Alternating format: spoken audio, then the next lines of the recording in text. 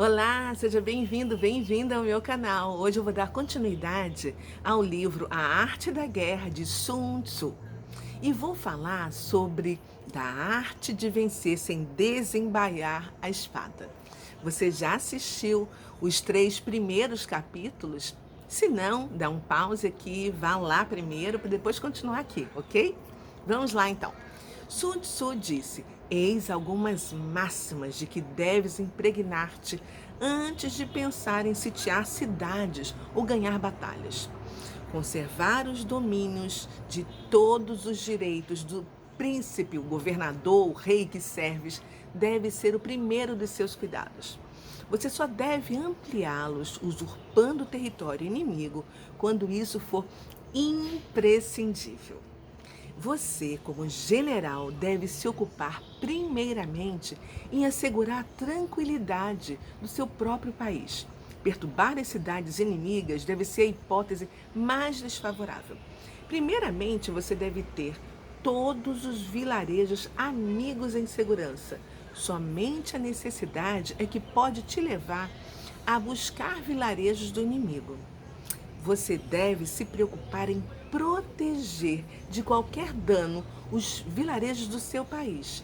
E somente em extrema necessidade você deve ir saquear e devastar as instalações agrícolas do seu inimigo. Se realmente houver necessidade de ir ao seu inimigo, você deve conservar intacto todos os domínios dele. E só deve destruir em caso de extrema necessidade, porque um general que abre assim terá a sua conduta entre os mais virtuais personagens, e isso se espelhará no céu e na terra, cujas obras buscam a produção e a conservação, e não a destruição. Se essas máximas estiverem gravadas no seu coração, eu te garanto sucesso. Você deve almejar como aquele que há de mais perfeito, conservar intacto os domínios dos seus inimigos. E só deve destruí-los em caso de extrema necessidade. Uma política inferior consiste em arruiná-lo. Isso eu repito. É preferível aprisionar a destruir o exército inimigo. É melhor tomar um batalhão intacto do que fulminá-lo. Se você tiver que travar 100 combates, 100 vitórias seriam seus frutos. Não procure vencer o seu inimigo à custa de combates e vitórias. Esse é o caso em que o bom é melhor do que o excelente. Quanto mais te elevares acima do bom, mais se aproximarás do pernicioso e do ruim.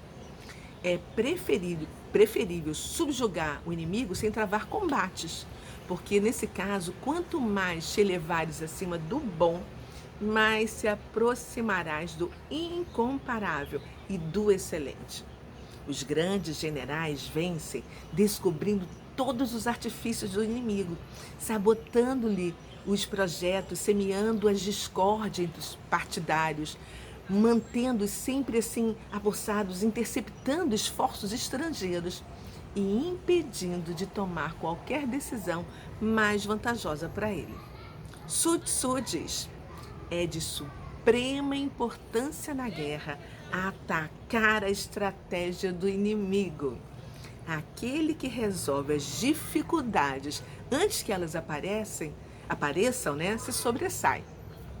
Da mesma forma, quem conquista o troféu antes que os temores dos inimigos concretizem, se sobressai na conquista. Ataque a estratégia do seu adversário na raiz, depois rompa as suas alianças e, em seguida, ataque o seu exército. A pior política consiste em atacar as cidades. Apenas aceite isso se não houver outra saída. Pense no longo tempo necessário para preparar veículos, construir rampas ao longo das muralhas. Por outro lado, se você for obrigado a sitiar uma cidade e destruí-la, então disponha de tudo, de veículos, de escudos, de todas as máquinas necessárias para o assalto, para que tudo esteja pronto quando chegar a hora de atacar. E haja para que a rendição não se prolongue por mais de 3 meses. Se este prazo se expirar e ainda não tiver atingido seus objetivos, com certeza você terá cometido alguns erros. Procure repará-los. Parta para o assalto à frente das suas tropas e redobre os esforços. Imite a vigilância, diligência, entusiasmo e a tenacidade das formigas. Imite elas. Eu suponho que você já tenha construído antecipadamente as trincheiras e todas as obras necessárias para edificar fortes e saber o que se passa dentro da cidade sitiada. E aí você terá contornado todos os inconvenientes que a sua prudência te recomenda. Apesar de todas essas precauções, se de 3 partes dos seus soldados tiverem a infelicidade de perder, uma sem poder alardear vitórias, convença-se de que não atacastes bem. Um hábil general jamais se encontrará reduzida até esses extremos. Ele conhece a arte de humilhar os seus inimigos sem travar batalhas e sem derramar uma gota de sangue e sem desembaiar a espada. Ele conhece tomar as cidades e sem colocar os pés em reinos estrangeiros, descubra um meio de conquistá-los. Sem operações prolongadas e sem perder o tempo considerável à frente de suas tropas, conquiste uma glória imortal para o seu rei, assegurando uma felicidade e tranquilidade para todo o seu povo e fazendo com que o universo, reconheça pela paz conquistada. Esse é o alvo que todos os comandantes devem buscar incessantemente, sem jamais esmorecer. O objetivo de um general hábil é apoderar-se do reino inimigo quando este está intacto. Assim, as suas tropas não se esgotarão e o seu triunfo será completo. Essa é a arte da estratégia vitoriosa. Há inúmeras situações diferentes em que você pode se encontrar em relação ao inimigo. Nem todos poderiam ser previstos. Logo, eu evito maiores detalhes. A sua clarividência e experiência vão sugerir o que você deve fazer, à medida em que as circunstâncias se apresentarem. No entanto, vou te dar alguns conselhos gerais para você usar quando for necessário. Se você for 10 vezes mais numeroso do que o seu inimigo, cerque-o de todos os lados e não deixe nenhuma passagem livre. Haja de forma que ele não possa fugir para acampar em outra parte, nem receber qualquer tipo de socorro. Se as suas tropas forem 5 vezes superiores aos seus inimigos, disponha o seu exército de forma que ele possa atacar pelos 4 lados simultaneamente, no momento oportuno. Mas se você tem apenas o dobro do seu inimigo, contenha-se em dividir o seu exército em 2. Porém, se você tiver a mesma quantidade de guerreiros do seu inimigo, só te resta aventurar-se ao combate. No entanto, se a sua tropa for menor, fique alerta, porque o menor erro pode ser fatal. Tente se colocar a salvo e evite, se possível, entrar em choque com o adversário. A prudência e a firmeza de um punhado de pessoas pode conseguir extenuar e exterminar mesmo um exército numeroso. Só assim você será capaz de se proteger e de obter uma vitória completa. Quem está à frente dos exércitos é o sustentáculo do Estado. Se agir corretamente, o reino será próspero. Mas, se ao contrário, o comandante não tiver as qualidades necessárias para desempenhar dignamente o seu cargo, o reino vai sofrer consequências e talvez vai ficar à beira do abismo. Um general só pode servir bem o seu estado de uma única maneira, mas pode arruiná-lo de diversas maneiras. É preciso muito esforço e uma conduta calcada na bravura, na prudência para ser vitorioso. Um só passo infalso porá tudo a perder. Um general pode cometer muitos erros. Se engajar as tropas no momento errado, ele fará com que ataque quando não convém.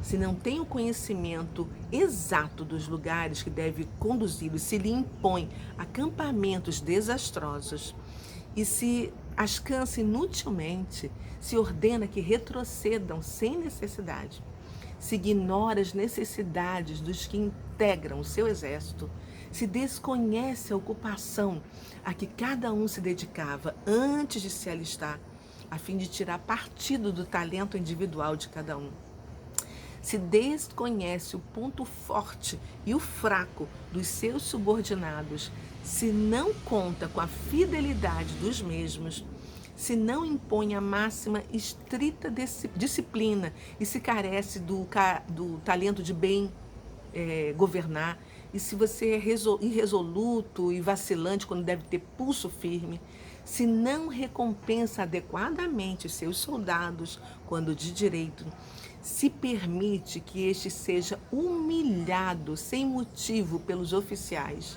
se não sabe impedir as dissensões entre os chefes, um general que cometer tais erros tornará um exército capenga, esgotará homens, alimentos e o reino se tornará a vítima infame da sua própria imperícia.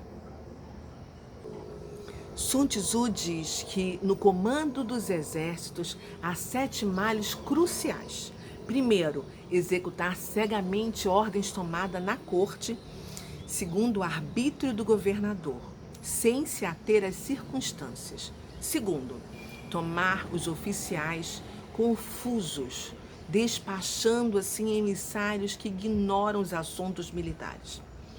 Terceiro, misturar regras próprias à ordem civil e à ordem militar. Quarto, confundir o rigor necessário ao governo do Estado e a flexibilidade que o comando das tropas requer.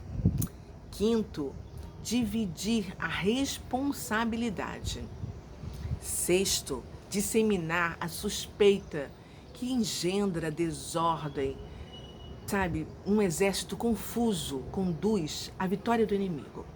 E sétimo e último, aguardar ordem em todas as circunstâncias, que equivale a esperar a autorização de um superior para apagar o fogo. Antes que a ordem chegue, as cinzas já estarão frias. No entanto, isso está escrito no código de que se deve consultar um inspetor neste assunto. É como se, ao edificar uma casa na beira de uma estrada, fôssemos pedir conselho aos transeuntes. O trabalho ainda não estaria terminado. Este é o meu ensinamento. Nomear um general é dar a alçada do soberano, mas definir uma batalha cabe ao general. Um príncipe, rei, governador esclarecido deve escolher o homem, a mulher que convém, revesti-lo de responsabilidade e aguardar os resultados. Para vencer os inimigos, 5 circunstâncias são necessárias. Primeira, saber quando combater e quando bater em retirada. Segundo, saber lidar com o pouco e o muito, segundo as circunstâncias. Terceiro, compor habilidades, habilmente, suas fileiras. Quarto, preparar-se prudentemente para afrontar o inimigo potencial. Não prever dando como pretexto a inferioridade do adversário. Este é o maior dos crimes. Estar preparado, independente de qualquer contingência, é a maior das virtudes. E quinto e último, evitar as ingerências do soberano em tudo que executar, para a glória dos seus exércitos. Estes são os 5 caminhos da vitória. É isso aí. Espero que você tenha gostado. Se gostou, curta, deixe o seu like. Se ainda não me segue, me siga, aperte o sininho, que eu volto com mais uma história desse livro espetacular. Ok? Te aguardo. Tchau. Obrigada.